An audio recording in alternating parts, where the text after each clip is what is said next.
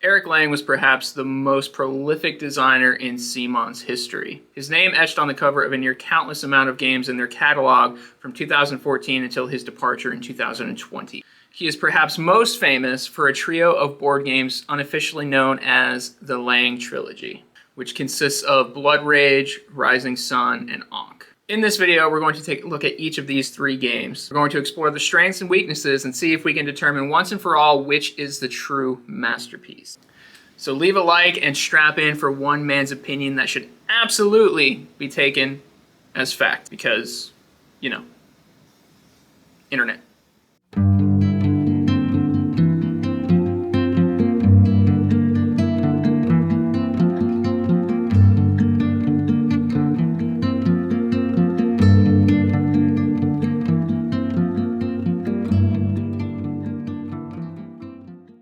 Kicking off this list, we have Blood Rage. You know it, you love it, it's the OG. Or perhaps not. Blood Rage has had an interesting life, not only in the board game community, but also in my own personal collection as well.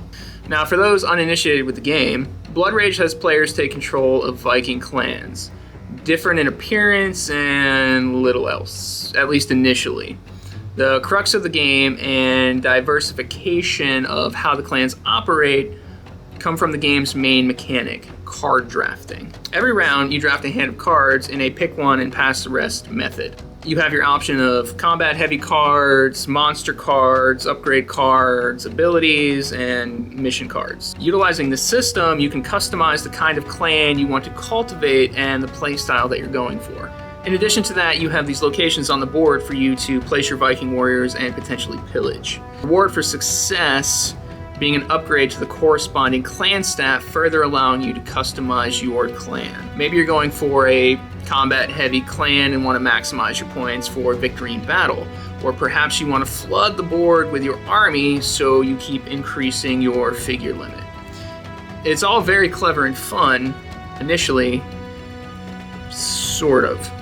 You see, it's entirely possible that with each draft you have to completely shift what it is you're going for simply based on the luck of the draw. This can be strategically interesting and also incredibly frustrating, potentially leaving you with a hodgepodge of cards that you seemingly can't do much with.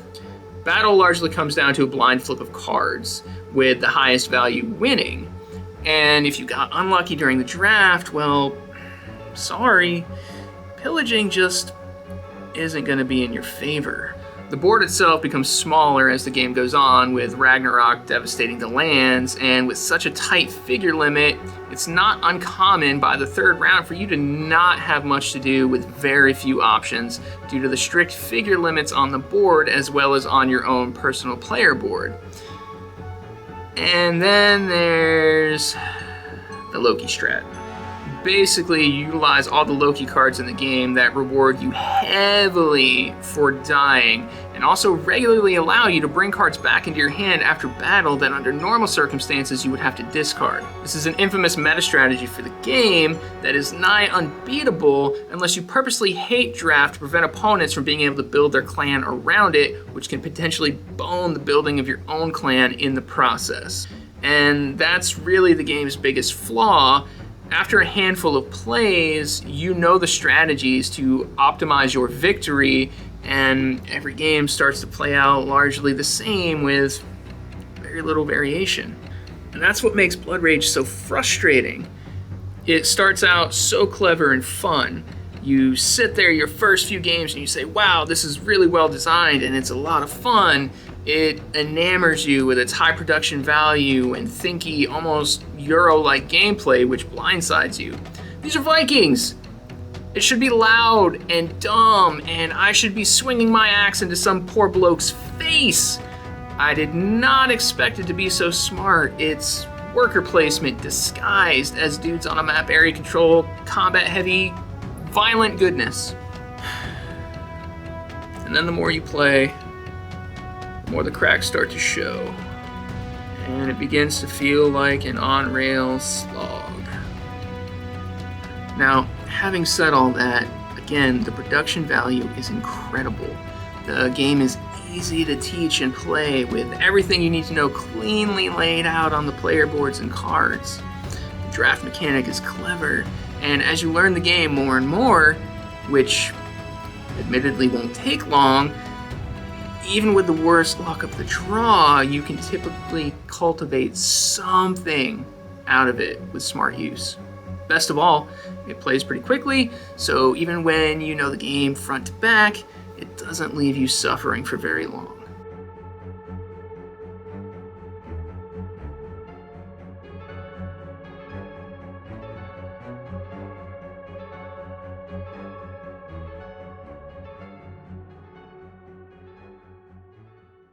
Up next is the most divisive in the trilogy, Rising Sun. Set in feudal Japan, the game received a decent amount of controversy upon its release, pertaining to one of the gameplay mechanics revolving around the concept of, how do I put this? Unaliving yourself for honor upon defeat in battle. This was customary in Japan and is historical fact, so I never really understood the uproar around it, but that's neither here nor there. What really left gamers divided was one of the main mechanics of the game, blind bidding. Blind bidding is one of those mechanics where either you love it or you hate it. Me? I love it. It's so incredibly satisfying while simultaneously being absolutely infuriating that just sparks some kind of weird joy in me. Some gamers prefer perfect information in their games, and that's fine too, I get it. But it's absolutely not something that you're going to find in this game, and that's on purpose. But no matter what, you have plenty of options and can hedge your bets accordingly. So what is Rising Sun? Much like Blood Rage, it's an area control game where you assume the role of a clan in feudal Japan, using diplomatic alliances and battle tactics to amass and control the board. Unlike Blood Rage, each of the clans has a unique asymmetrical power. The clans are further diversified by the amount of different upgrades and abilities and whatnot that can be purchased throughout the game. The sheer number of these is impressive, to the point of it being overwhelming trying to keep track of who has what and why and what it does and when. There's almost too much of a good thing.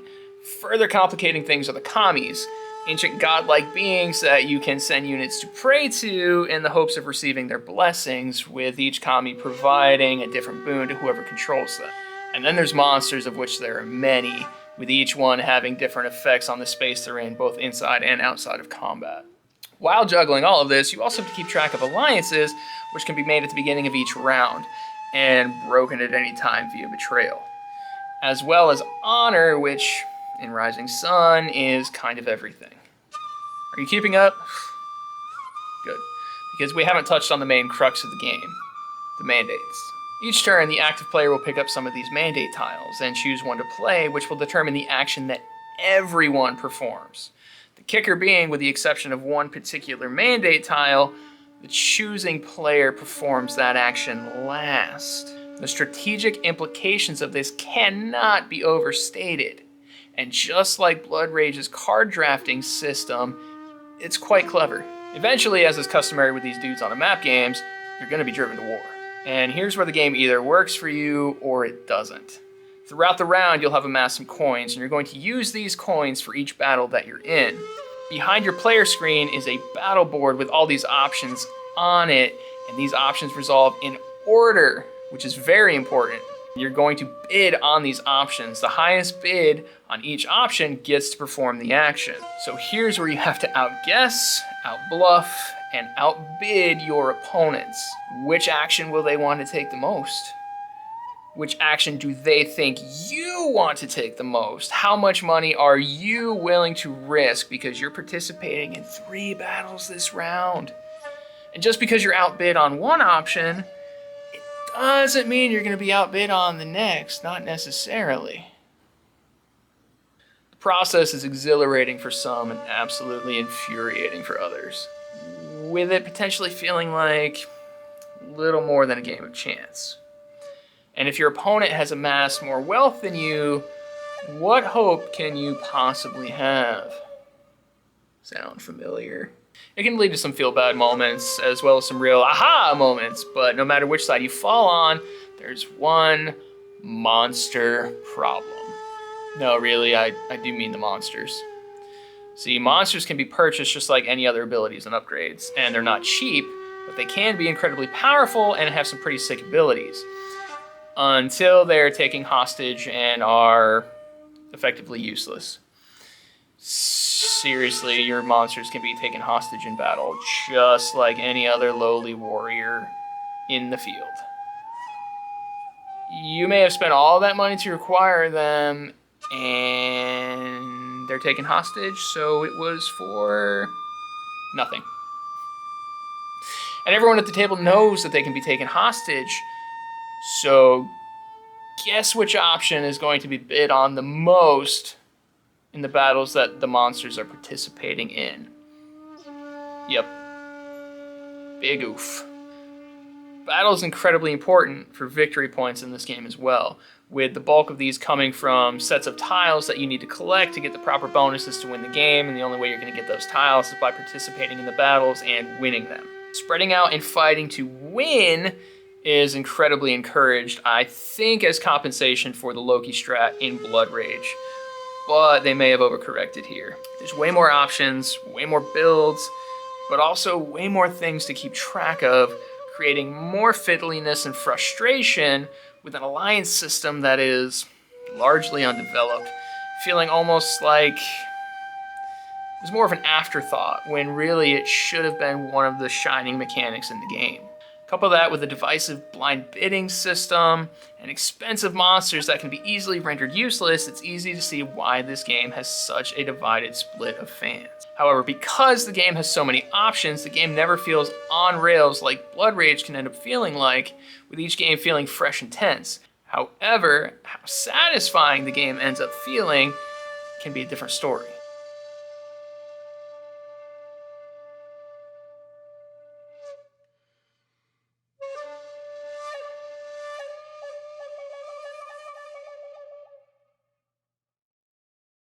Final entry in the infamous Lang trilogy is, of course, Ankh. Set in ancient Egypt, Ankh has you battling it out as the gods of old for enough devotion to become the only single god of Egypt. Much like Rising Sun, the game was equally divisive among gamers upon its release, with its controversial merge mechanic.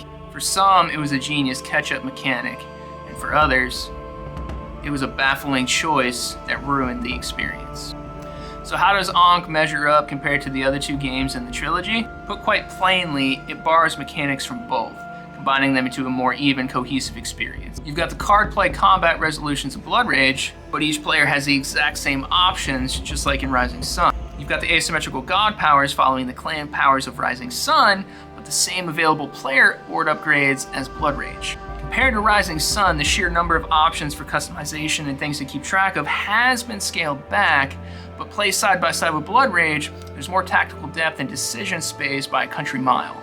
If Blood Rage is a worker placement game and Rising Sun is a bidding war, then Ankh can be called a game of chess, implemented quite ingeniously by the central action dashboard of the game, split into two halves, action tracks and event tracks. On your turn, you choose up to 2 actions to take, moving along these tracks towards the end, which once reached will move the event tracker along its track, triggering the next event in line and bringing you closer to the game's end. The first action you take determines if and which action you can take for your second selection, because the second selection has to be below the first action and cannot be taken at all if you trigger an event. But you have to be careful of the actions you choose and when you take them, because you may be setting your opponent up to trigger an event that grants them a bonus for triggering it, such as sectioning off a portion of the board, splitting a very large territory that you may own into 2 smaller ones which they now dominate one of. Or it triggers conflicts and brings the game closer to its 2 main points, the merge and the end. The amount of things you have to consider before taking action cannot be overstated. One small mistake can be devastating, and one successful outplay can mean total victory. So you vie for control of the regions, playing tug-of-war with monuments, sectioning off pieces of land, utilizing your devotion to gain the favor of powerful guardians, and battling it out in good old-fashioned fights. What's not to love? As mentioned earlier, the merge, that's what. Falling too far behind in the game feels bad, right? So a lot of games integrate some sort of catch-up mechanic as to not leave you feeling hopeless. Ankh does this in such a way that makes people want to flip the table. By merging the two lowest scoring players into one single player. A forced team up. The lowest scoring of the two removes all of their pieces from the board. Their god, their monuments, their warriors. This can leave players feeling frustrated as effectively they've lost a good deal of player agency for the rest of the game. The game for them has gone from competitive to co-op. Sure, you have access to both god powers now, but you share the same pool of warriors, monuments, servants, and guardians. On the flip side, you can now take the same action back to back, which can have major implications on the triggering of events. In addition, the Merge God effectively gets to go twice each round as opposed to once, allowing for more opportunity for strategic advancement and scoring. But you really have to work together. Every action and decision needs to be talked through, with the higher scoring god of the two having final say in everything, no matter what, even battle. This can lead to quarterbacking and arguments depending on play styles and personality types. However, if you truly team up and work together, your chances of turning the tide of the game are incredibly high. The game also has a rather lengthy setup, with each game requiring you to pick a scenario and set it up accordingly with tokens and minis and camels. Not to mention just the sheer amount of shit that's available for the game. And if you want to integrate it all, you're juggling like 17 boxes. It's absurd, which really reduces ease of play because CMON has to piecemeal, everything. Still, the game really can be quite brilliant. It's somehow both more complex and streamlined than the previous two entries. What's more, the game is actually fantastic at 2 players, something that really can't be said of the other 2 games.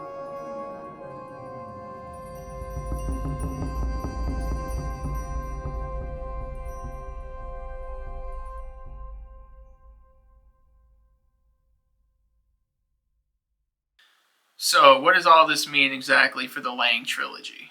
Which of the 3 reigns supreme? And if you can only have one in your collection, which should it be? Well, I have my answer, but there's no accounting for personal preference, right? Ultimately, they're all worth having for their own unique reasons. What it really boils down to is theme and playstyle. If you want a game that's easy to set up, teach, and dive right in, Blood Rage sings. If you're looking for a ton of customization options and love trying to outguess and outbluff your opponent, Rising Sun is your jam. If you're more of a strategic thinker and like outplaying and outmaneuvering your opponent, Ankh reigns supreme. The Lang trilogy is a brilliant collection of area control games, and in my opinion, it's Lang's best work with CMON. He should be extremely proud of them, and I am very happy to have all 3 in my collection. They each scratch a different itch for me personally, with incredible highs and some disappointing lows. With CMON selling the properties, it's going to be interesting to see what happens to these titles in the future, if anything at all. I hope this video points you towards the one that's right for you, if any of them are at all. I appreciate you watching. Comment down below which one of these 3 is your favorite and why. I'd love to talk to you about it. Special thank you to my patrons. I love each and every one of you, and I couldn't do this without your unwavering support. So seriously, thank you so much. I appreciate you, and we'll see you on the next one. Thanks for watching.